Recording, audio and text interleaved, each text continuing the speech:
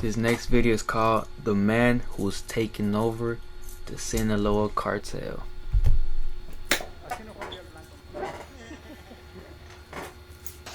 Oh, damn, that was quick. That was a quick draw. That nigga has quick draw.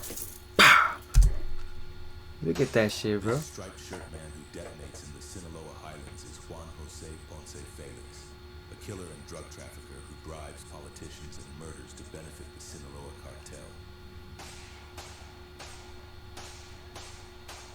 This man, known as El Ruso, is on the list of the most wanted criminals in the United States. The State Department is offering $5 million. That's the thing about a lot of people out there in the cartel, bro, in Mexico. You won't even know that they're in it because they look like regular civilians. Look at him. A polo, some cargo jeans, and some sneakers, bro. And he's a fucking dude in the most wanted list, bro. Wanted criminals in the United States. The State Department is offering $5 million for See what I mean? leading to his capture. 5 mil. And yet, while the United States is hunting for his head, he is the very man who is taking control of the Sinaloa Cartel.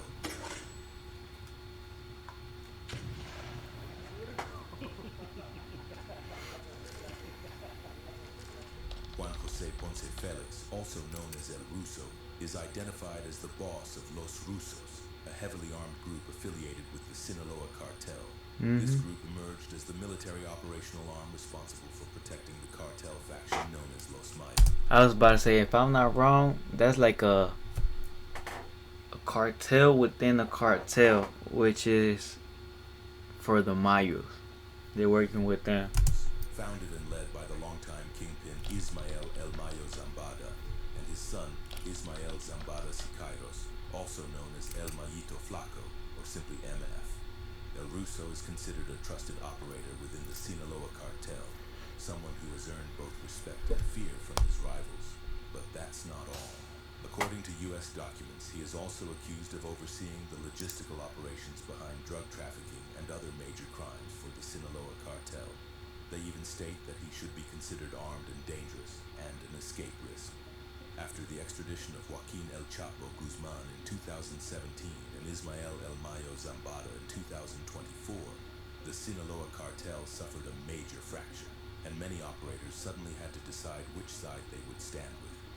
El Ruso's loyalty has been clear, and it has been... Yeah, that's something that some of y'all may not know, but Los Mayos, Los Mayitos, and the Chapitos, they became rivals after the fall of El Chapo and all the big leaders. reflected in his support for La Mayitza, the faction now led by El Mayito Flaco as his father's successor. The conflict taking place right now hasn't been kept secret. Many media outlets describe it as an open war inside Sinaloa, with factions. Bro, back then, they used to be hella videos of them on TikTok.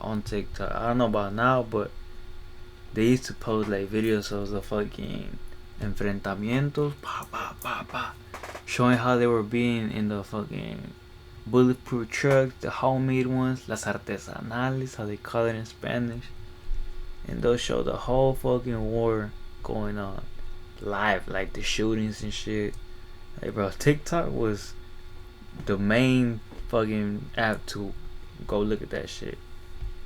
Or that it will pop out on. It was TikTok, and now I'm pretty sure it's just Twitter or X, how y'all want to call it. Arming themselves and fighting for territories and routes to gain control of the cartel. And this is where Los Rusos have ended up facing their former allies, the faction known as Los Chapitos, commanded by Ivan Archibaldo and Jesus Alfredo. A key moment in the cartel's fracture was the event known as the Culiacanazo in 2019, when federal forces attempted to capture Ovidio Guzman, one of the former leaders of the Chapitos faction. According to leaked intelligence reports, during Ovidio's capture, several armed commando groups from La Chapiza took to the streets, set up roadblocks, opened fire on federal forces, and surrounded military facilities to prevent the capo from being transferred. Meanwhile, at a moment when the cartel needed to be more united, El Ruso and his people practically did nothing. They sent no reinforcements. They didn't break the siege. They and dipped stayed on them, the bro. sidelines while Culiacan was burning. That infuriated the Chapitos faction. who accused Los Rusos of deliberately refusing to enter the fight in order to favor Los Mayos. In a business where loyalty is measured by who is willing to die for their boss, that absence felt like a silent betrayal, and it made one thing clear.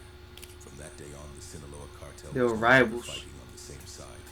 And they're the Los fucking Rusos now ops. want to destroy their former allies, Los Chapitos, and they have built up almost military-level power to do it. They are using drones to strike their enemies, imitating the vehicles and uniforms of the Army or the Navy, and even cloning the Los soldados con tenis. military's armored trucks so they can move That's a around. joke about them, bro, because they be saying if you see a soldier, you know what I'm saying, if you see someone with camo, you know you're good. But, because that's the fucking military out there.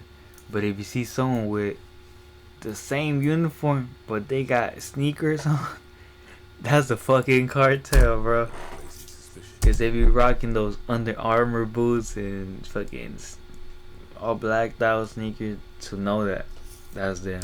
This disguise Boots. allows them to bypass official checkpoints, gain ground, and spread panic as if they were regular military troops. It also creates constant confusion, since locals often can't tell the difference between an official operation and a narco convoy, giving them You gotta look at the shoes, man. I'm telling ya, if they don't have military boots, that is not them. the power to do whatever they want when they show up somewhere. El Russo brings together all the elements of a high-profile cartel boss right now, which is why the United States considers him one of the main criminals inside the Sinaloa Cartel.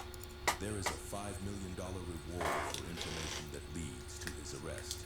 It's well known that this man controls the cartel's most ruthless and violent faction. He is also credited with Un Escar, listo pa pelear. work involving military officers, police, and local authorities, allowing him to gain more territory. Because of all these factors, his arsenal, his military background, his transnational reach, and his violent history, the high reward makes complete sense. But the question remains, why is El Russo taking over the Sinaloa Cartel? The area of influence and power of Los Rusos is concentrated in Mexicali, a strategic point from where they fight with Los Chapitos for control of At the border. From these plazas, they control smuggling routes that allow them to move large quantities of drugs into the United States, and those same routes are used to bring the money back into Mexico, quickly and in cash.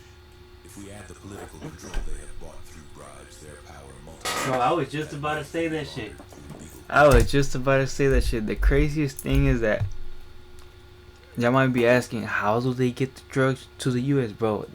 Everybody at the border is already paid off, man. They got people there working for them. move large quantities of drugs into the United States, and those same routes are used to bring the money back into Mexico, quickly and in cash. If we add the political control they have bought through bribes, their power multiplies. That money can be laundered through legal businesses protected by the state itself, and criminal profits turn into fortunes that appear legitimate. In this way, the group has built enormous power in a very short time. On top of that, the Sinaloa Cartel is fractured and there is no single boss controlling everything anymore. It is well known that Los Chapitos have lost territory, while the Maiza faction is gaining more and more ground. In the middle of that power vacuum appears El Russo, a man who has spent many years inside the cartel and who currently has a huge amount of money at his disposal. That money turns into more gunmen, better weapons, drones, vehicles, and the ability to operate almost like an army. An army that spreads fear, wins local wars, and slowly takes over more. And the thing is, a lot of them are trained by U.S. military. That's why they're like so good at handling weapons. More and more parts of the Sinaloa Cartel. Because of all this, El Russo is no longer seen as just the head of an armed wing within the Maiza faction. Many now see him as the natural candidate to fill that power vacuum. In a scenario where the map of the Sinaloa Cartel is constantly shifting and the old balances no longer exist, he is the one with the strength, the money, and the men to keep advancing. That is why some already talk about El Russo as the man who, little by little, is taking over the Sinaloa Cartel. And this is where the question gets uncomfortable. When a criminal group has territory, money, political connections, and an armed wing that works better than many local police forces, we're no longer just talking about drug trafficking. We're talking about power. Power to decide who rules a region, who gets to work, who lives, and who doesn't. Some fall, others appear, names and nicknames change, but the structures remain. As long as there is money to be made, weapons in circulation, and authorities willing to be bought, there will always be someone ready to take the last one's place. That was facts. Do you think the state will really be able to wipe out these groups and take back control? Yeah. The power they've built already Bro, too big. they don't want to. They could if they wanted to, but they're benefiting off of it. So if they can benefit off of it, why would they take it away? Why would they take them out? It's all a money game at the end of the day. That's all they care about. Big and little. You know what I'm saying? Money, money, money, bro. That is the answer. We keep seeing a new face on the next cartel boss. Let me know what you think in the comments. Thank you for watching until the end of this video. Hey man, this was a fire video, but it was way too short, bro. Again, if y'all enjoyed, make sure to hit that like, comment, and subscribe for more content, and I'll catch you guys in the next one. Stay blessed.